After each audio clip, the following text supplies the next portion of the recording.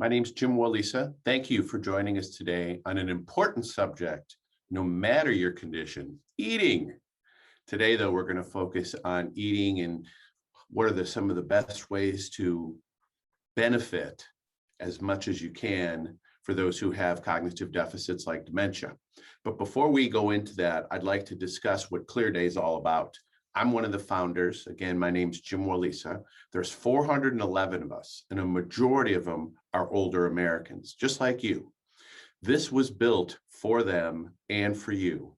The idea being, having served older Americans for now going on 38 years myself, I have a feeling I know what they like. One of the things I know they like is staying at home as long as possible. And that's what Clearday at Home is all about. If you haven't had time to look around our website and get a little chance to feel about what our best test is, our plans of care, please do. That's at cleardayathome.com. This is part of one of our live webinar series. We welcome each of you who are here. I'm about to turn the program over to somebody we recruited for 9 years. Kristen Hemmons comes to us from various backgrounds. She's provided care in a residential care environment, in a hospital environment, skilled care. She's a physical therapist by training. She went to school at the University of North Carolina, for you Tar Heels out there. Her undergrad was at the University of Virginia, one of my dear places, Wahoo Wah. So I'd like to bring Kristen in, who brings over 3 decades of experience. I know that'll be hard to believe, but her parents had her do caregiving when she was 10. So Kristen, please.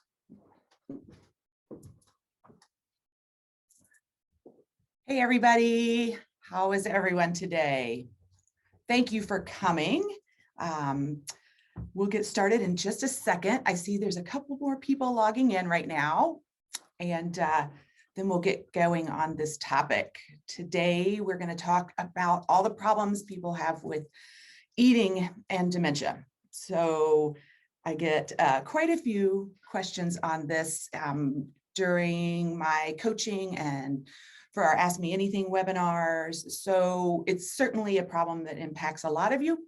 So we thought we would just do today just on some of the issues surrounding dementia and eating, and hopefully something will strike a chord with you, and if you're having a particular difficulty in this area. There's a lot of things that you can do about it. So we will definitely try to address all of them. And if you guys have any follow-up questions, there is on the bottom of the screen, there's a Q&A little button, and you can type those in. If we have time to get to them today, they come to me on another screen. So I can see those. So, maybe it's another detail we didn't cover that you're having an issue with related to something I was just saying. So feel free to do that. And if not, we can probably answer it separately, in an email. And of course, there's always our coaching sessions. And Jim told you cleardayathome.com to look at those. And those are really helpful for specific problem solving. I'm going to tell you the generalities, and when you apply your specifics, sometimes we can go more into depth on those to help you build your skills and make all of these things easier for both of you. So just a second and we'll get started. So let's talk about how dementia impacts eating. To address some of the problems that a lot of you have and have told me about. So the main area that people seem to have issues is having difficulty getting their loved one, whether that's a parent, a spouse, a sibling, to eat. And they struggle a lot, saying they can't find things that they like. They aren't eating as much as they used to. And then a lot of times surrounding that are complaints about arguments and friction. So like everything with dementia, if we understand why this strange thing is happening, then we talk about what to do. That what to do will make more sense because you can think about it and make the changes that will help you and help them. So to start out, let's just say almost all people with dementia develop some type of change in their eating. And the vast majority of people with dementia stop eating rather than eat more. Now, that there are a certain group that tend to pursue food, and we'll talk about that in a little bit separately, but for now we're going to focus on getting people to eat, because that by far is the biggest complaint. So your parent or loved one just may have been a completely, healthy, happy eater, liked everything, and now all of a sudden you're like really, really struggling to get them to find things that they like.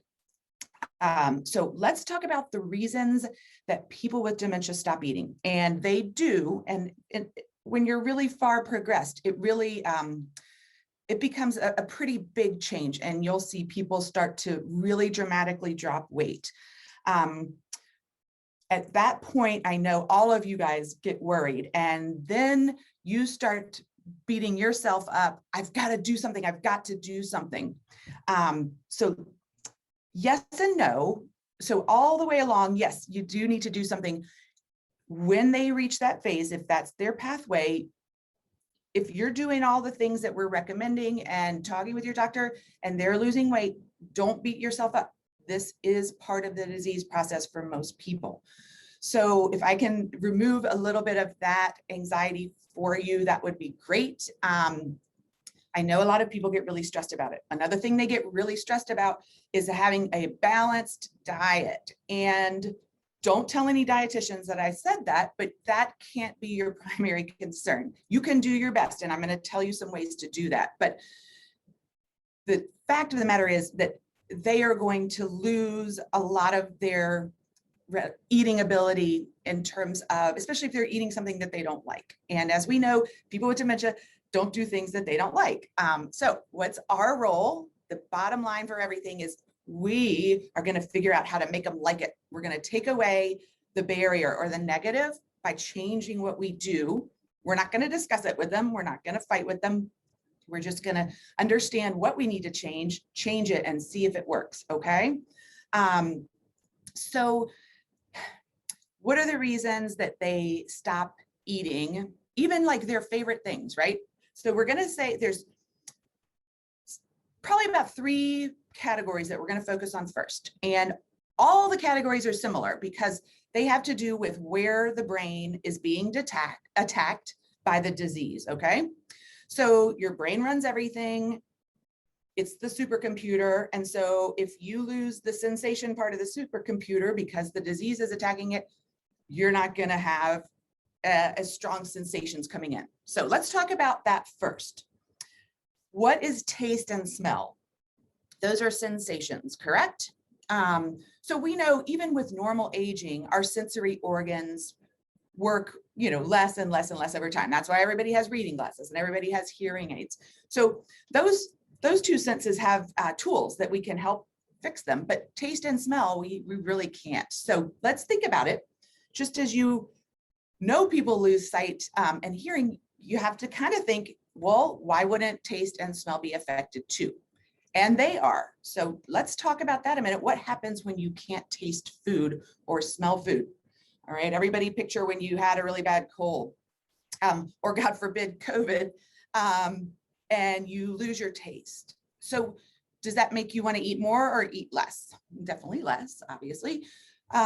So underlying problem there with people with dementia is they don't taste things very vividly anymore. So that decreases their interest in food. If you were trying to, think about that a minute, if you're trying to get them to eat more, would you give them something bland or something flavorful? And I would give them something flavorful because that's going to stimulate more taste buds. So maybe you can force a signal through. So maybe if you eat something really, really spicy, habanero peppers, it might taste like, like a jalapeno. So they'll get some of that message through. I'm not saying give them hot food if they don't like hot food. I'm just giving you an example of flavor. Along the same line, something really important to remember is for whatever reason, and I have not come across the answer, you've got like 5 tastes. So you've got like sour, salty, sweet, whatever umami is, and so on. For whatever reason, the pathway that sends the taste of sweet to the brain works the best.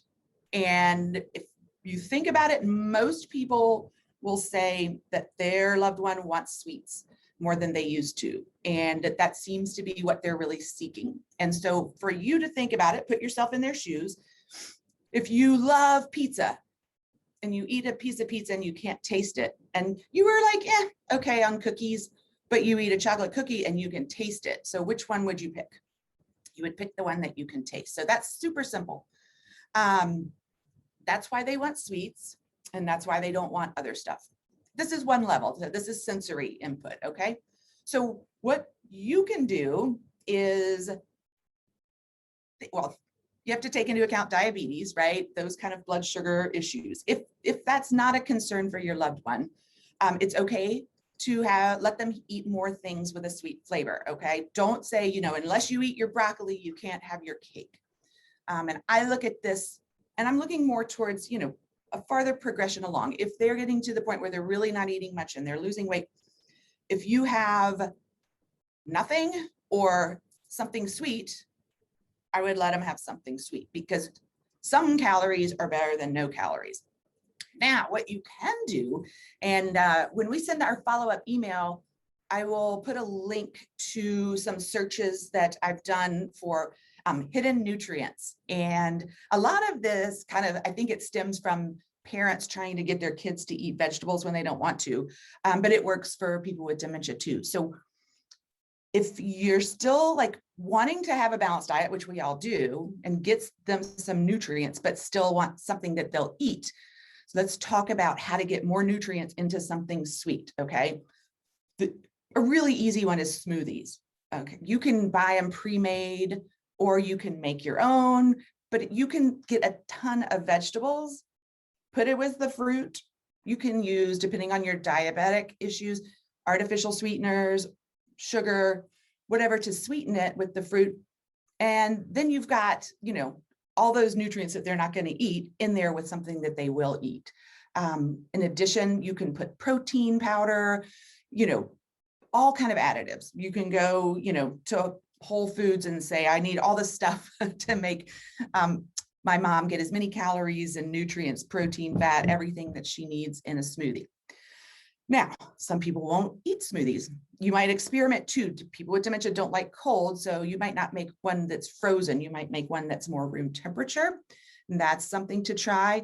You might try, chocolate flavoring, strawberry flavoring, whatever, all those powders come in different flavors. So you're trying to get something tasty with nutrients in it. Now, a similar type thing, you can bake lots of things like banana bread, scones, brownies, carrot cake, all those things with extra vegetables in them. And there's a ton of recipes out there that'll be part of that link. So if your goal is within the amount that they're going to eat, which may not be a ton, to get as much stuff in it, okay?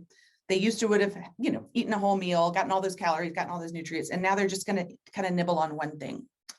So for you to try and sneak a lot of other stuff in there, that's one of your goals. So I think your first goal, find out whatever the consistency or the thing that they like is, and then look at recipes of how to get more in there, okay? So that's pretty simple. That's why they want sweets, and that's why they don't want to eat their regular foods. It's a sensory thing. One more thing about sensation. Prior to the meal, if you cook or brew something in the kitchen that smells really good, that can trigger the desire to eat. Same as for you, same for me. Something with a stronger smell, something like bacon. Some people like the smell of coffee. Some people like the smell of something baking in the oven. Now, I know you probably don't want to bake something every day, but having that smell prior to the meal, like 15, 30 minutes, will get their appetite. In terms of sensation, another area of the brain that can become damaged by dementia is the center that would give you hunger signals and thirst signals. So you and I, when our stomach is empty, it sends a chemical signal up to the brain. The brain says, oh, let's go eat. And it's not when you have dementia, it's not your stomach signals that are damaged, it's the receptors up here, right in this part of your brain, okay? So your stomach could be empty and it could be telling your brain, hey, we need something. And the brain, that those nerves aren't working anymore. And so they don't perceive the fact that they're hungry. And you can imagine, I wish that would happen more often to me, but it doesn't. So we'll work on that another way. But if you can understand like that they might be hungry physically and not know it. So offering things to eat periodically, kind of tracking the times that they eat and then offering, not asking, hey, do you want this? Or hey, do you want that? Let's never ask. Let's just really nicely offer. And sometimes too, if you start, you take a bite of something, hey, you want to try this, mom? But offering fluids and offering snacks so that they, especially if their meal portions are smaller, okay? All right, that's a lot of the sensation issue. Now let's talk about motor. Motor means muscle use, okay? Our muscles do everything. They do things that we think about, like using our hands to cut meat, to pick up food. Our muscles also do things like chewing and swallowing, and those are very complex activities. It's a whole long sequence of movements to chew and form and swallow. So if we start having damage in that motor area, then those signals to the muscles are going to be weaker. And what happens with that? Primarily, the problem would be with the hands would be coordination and strength. So you're losing coordination and strength. Therefore, if you give somebody something that needs a lot of cutting, like I would say like long spaghetti noodles, like no. If they like pasta, then maybe just penne or little macaroni, something small, and something with a spoon rather than a fork. If you're having coordination problems, everything's going to fall off the fork. So a spoon is a good thing to eat with. Nothing that you have to cut, and nothing that's in, big pieces. Like if they like salad, probably not, but thinking about some lettuce and vegetables, they give you a salad, got a big old hunks of tomato in there, or big slices of something, and then you have to cut it up. So I would cut everything up for them. So that's initially a little bit earlier. As you continue to lose coordination, things are, even just using the utensils gets hard. And what somebody with dementia can't tell you is, hey, you know what, I'm really struggling with this fork. Could you get me a spoon? They'll just be frustrated, that's all, and not really be able to articulate it. When they stop effectively using a spoon, they might get tired earlier, like just and put it down. Maybe they still are hungry, but it's too much work. So one thing when we think about our people in our residential communities is there's a definite progression from utensils to finger foods. So things, sandwiches, wraps, not with too much stuff in it, not with stuff that's going to fall out, like a little piece of pizza, crackers, things that you can walk around with, any number of things. But if you break down, what you were trying to eat before and convert that into something, with the same ingredients maybe, but a more of a sandwich type thing, something that they can pick up easily. There are changes up in, the swallowing area that also can make eating difficult. So if we think about, if you watch people as they become more advanced, they start, you'll notice like food kind of sticking in the side here. Some people have trouble, like, they'll drool when they're eating because they can't swallow, especially liquids. And again, this is just a consistency issue. And if you are giving someone with weak throat and mouth muscles, stuff that you have to chew for a long time, it's probably not going to happen. So they'll work it for a while. And then like anything with dementia, what we just said, if it's hard and they don't like it, they'll just stop doing it. So they'll just quit chewing and just leave it there. So when you see that, that's a definite sign that they need a consistency change. So if you were eating steak before, because they love steak, now you need to do hamburger. So you've still got your beef, but they can chew it up. Again, anything that is in a big piece needs to be cut into small pieces. Put it on a sandwich, give them a half a sandwich. And then kind of start paying attention to the amounts that they're eating. If there's always a lot left over, break it up, give them a half a sandwich right now, and then a couple hours for a snack, the other half, so that they're not overwhelmed with too much stuff on the plate. Also be aware that they have vision changes, just like the taste and smell. And it's often hard for them to see things clearly. And one big technique is to put different color plate than the food. If you have that option, I mean, you could buy a bunch of different like mixed paper plates. If you're having a white sandwich on a white plate, or you're having rice or potatoes or something, if you could put it on a colored plate, it'd be better and easier for them to see. They lose depth perception as well. So that would help with the contrast. Also, maybe put the plate a little farther out. Sometimes when it's down here, they've lost peripheral vision and they can't see down. So they could see there, but not there. So kind of play around with that too. All right, so there we had sensory changes and motor changes in terms of eating. So that's what your goal is to kind of process those and to consider trying some of these techniques. So the techniques again are offering sweeter foods, if that's something you've noticed, with more nutrients. Offering more nutrient dense foods, even if it's not a dessert, like kind of stop worrying about things that we have all worried about our whole life. Like, oh, I shouldn't, that peanut butter has a lot of calories and fat in it. However, if you're losing weight, having a lot of calories and fat is a good thing. So if you used to eat light ice cream, now get the regular full fat. So don't keep the same mindset of I have to have, low fat, whole grains, lots of leafy vegetables, because again, it's better to have some nutrition than I'm not going to eat that. It's too hard and I can't taste it. So those are your goals there.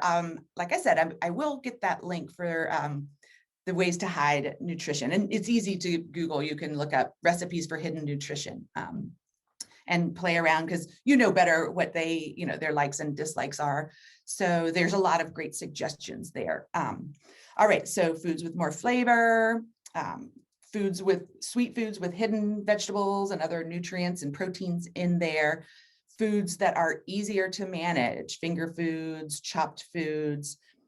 Those are your big ones. And decreasing the utensils, give them a spoon instead of a fork, put the plate farther away. So those are kind of both mechanical and sensory changes that can help. And offering foods without asking, do you want to eat? All right, so that's the main issue, is people not eating, but we do have people that are food seeking and sweet seeking, but like excessively, not just that that's their preference. And what we should think about with those folks is, again, same thing, their stomach may be sending the regular timed message that they're hungry, but up here, the connection has gone off and it's becoming like a cycle signal. So their brain keeps telling them they're hungry. They keep telling them they're hungry. They keep telling them they're hungry, and they keep wanting to eat. So if they're not getting fat, then I wouldn't worry about it. And if they're not diabetic, I wouldn't worry about it. If either of those things are true, we're going to do the reverse of what we just told you for people that aren't eating, okay? If they continuously want sweets and they have either of those problems, high blood sugar or obesity, then try and hunt for sweet things that have, like, go and get those diet candies. As long as they are allowed to have the artificial sweetener, which they should be, especially if it's like a stevia or erythritol, one of the ones that's safer for diabetics.